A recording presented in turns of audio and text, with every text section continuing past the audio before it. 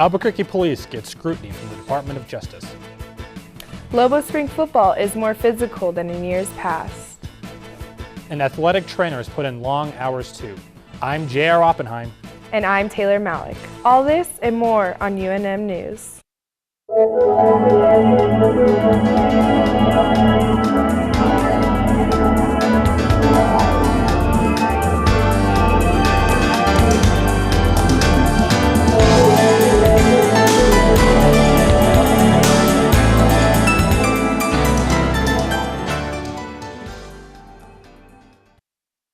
The U.S. Department of Justice concluded an investigation that found a persistent pattern of excessive use of force by the Albuquerque Police Department. As a result, APD and the Department of Justice will negotiate a whole new training regimen and new lethal and non-lethal police procedures. Albuquerque Mayor Richard Berry said he supports the federal intervention and has appointed a two-person team to handle the negotiations for the new practices. In theory, the DOJ looked at use of force incidents that happened before the March 16th shooting of James Boyd, but the APD released a video of the killing of the mentally ill and homeless Boyd that went viral in the weeks before the DOJ issued its report and before police chief first called the shooting justified. We're going to look at a minute of video of the violent shooting showing Boyd turning away from officers and being shot with live ammunition and beanbags. It is important to note that the shotguns with the yellow markings fired beanbag shot, a type of non-lethal shot designed to temporarily stun a person, not cause serious injury. Do it. Get on the ground! Get on the ground now! Get on the ground! Get on the ground! Don't make noise! Put it up!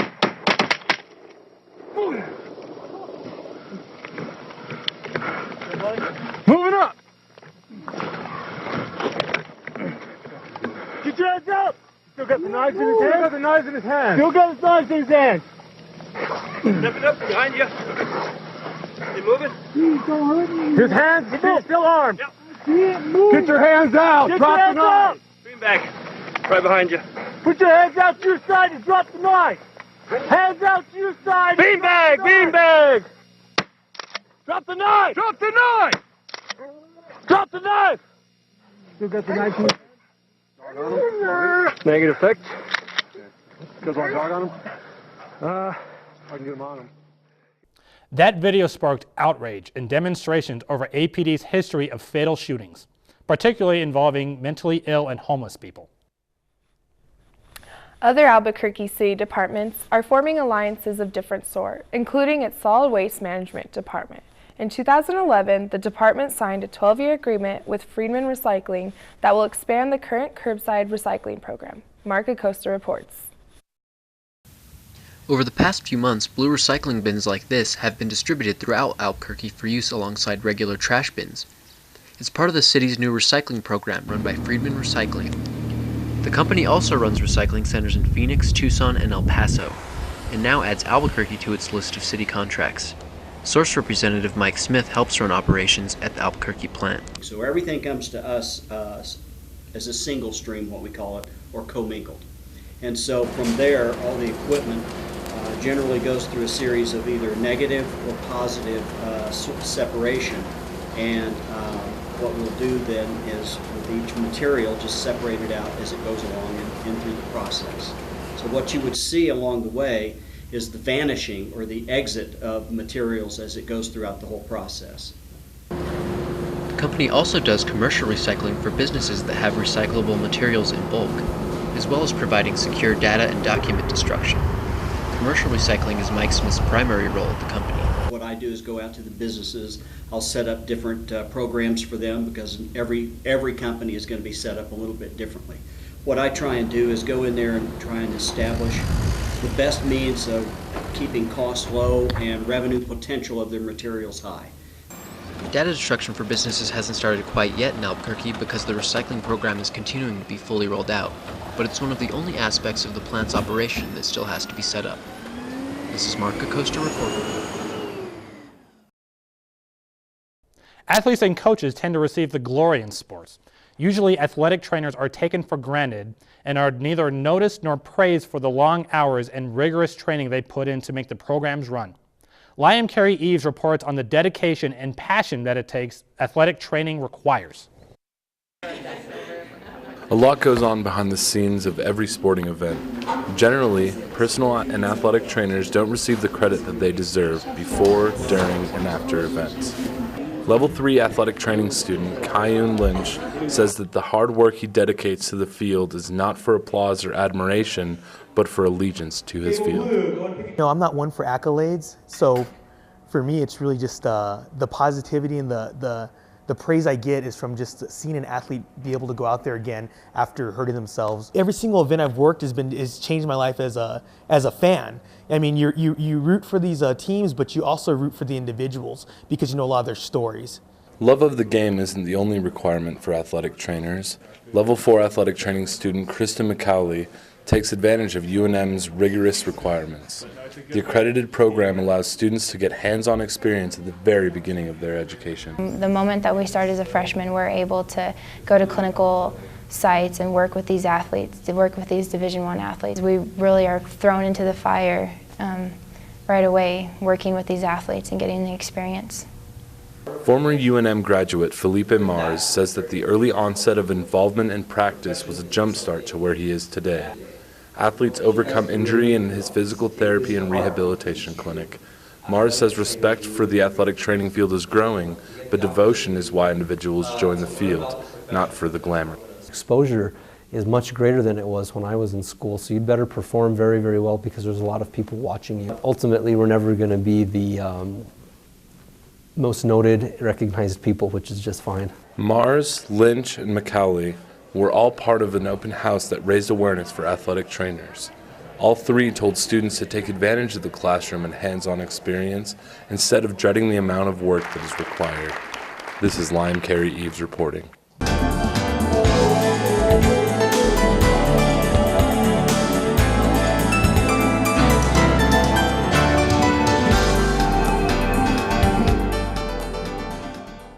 UNM football began spring practices in March to prepare for the 2014 season. But this season there's a new twist, the sound of pads thumping. Thomas Romero-Salas reports that thanks to the team's added depth, Lobos are now able to run more full contact drills. The past 2 years under head coach Bob Davie, the Lobos haven't been able to work on contact drills during spring ball due to the lack of depth and fear of injuries. Davie said the team is now able to work on more of its problems than it has been able to in the past. We did a lot of live tackling out here. To put it in context, we probably did more live tackling out here today than we did maybe in our first 2 springs combined. If you take all 15 practices of year 1 and year 2, we probably tackled more out here today in one day than we did. And, you know, for us, that's what we have to do. UNM starting quarterback Gautsche said the team is beginning to come together. Offense is really looking good now that we have pads on and everything, and starting really quick, and team chemistry is coming together. Everything's meshing pretty well. UNM still has 3 more weeks of spring practice to rack any more games before the start of fall practice. This is Thomas Romero-Salas reporting. Only 2 months. That's how much time's left before the beginning of the World Cup, the biggest soccer event of the year in Brazil, and maybe here too. According to research from the World Tourism Organization, the U.S. is the country that sent the most soccer fans to the last 2 World Cups. So how popular is soccer in the country and in the state of New Mexico?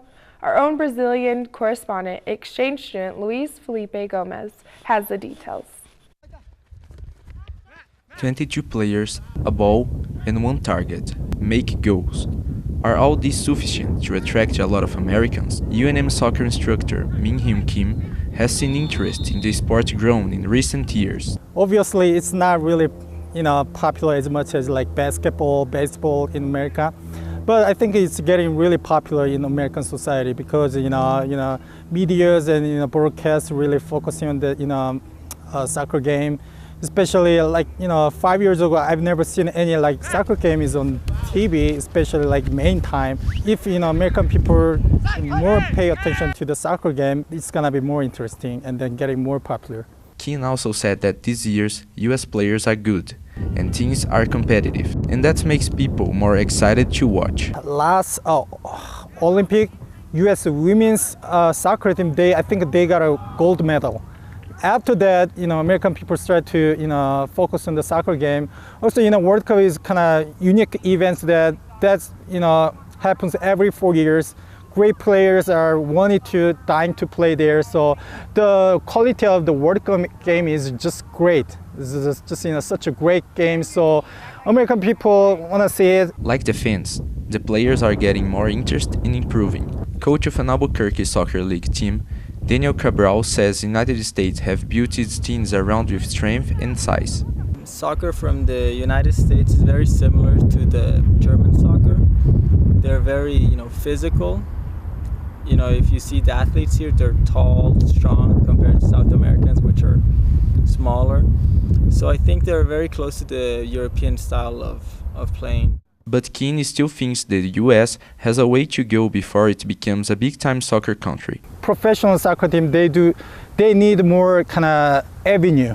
More kind of investment. New Mexico, we don't have any, professional soccer team, Division 2, Division 3, something like that. So, UNM's men's soccer team is probably only one team that, pay attention to it. Also, players, very important, so they can, scout the most popular players. If the American soccer organization can bring popular soccer players, they can do it. Yeah, it's gonna be really popular, and then people are gonna love it. With some good runs in the World Cup and more investment in soccer in the schools, the popularity of this international sport is likely to grow locally too. This is Luís Felipe Gomes reporting. And how will things go in Brazil this summer? And what are the local prospects for the sport? Reporter Thomas Romero-Salas joins us to provide some insights. Welcome, Thomas. Thanks, Taylor. So, are you excited about watching the World Cup this year? I love watching the World Cup. It's the top soccer you can watch in the world. Having all the countries go after each other for probably the most prized trophy in sports. And what teams are you looking forward to watching the most? Definitely the home team, Team USA. They've improved mightily since they've changed coaches. And Spain, they're probably the best team there is in the world right now. They won the World Cup the last time out, so I'm definitely looking forward to watching both teams. And how do you think New Mexico holds up as a state as far as soccer goes? As far as soccer, I feel New Mexico's doing pretty well in that category. The men's team, they're really successful. Last season they made it to their second Final Four in program history. That's just a huge deal. And Coach Friedman, he does a great job interacting with the community because he has to, and he also likes doing it. He has to raise a lot of money for his program to function, and it's just awesome. Well, thank you for joining us, Thomas. So, JR, will you be watching the World Cup this year? Yeah, I'll be watching some of it. What about you? Yeah, definitely. Well, that's all for today's show. Thanks for watching.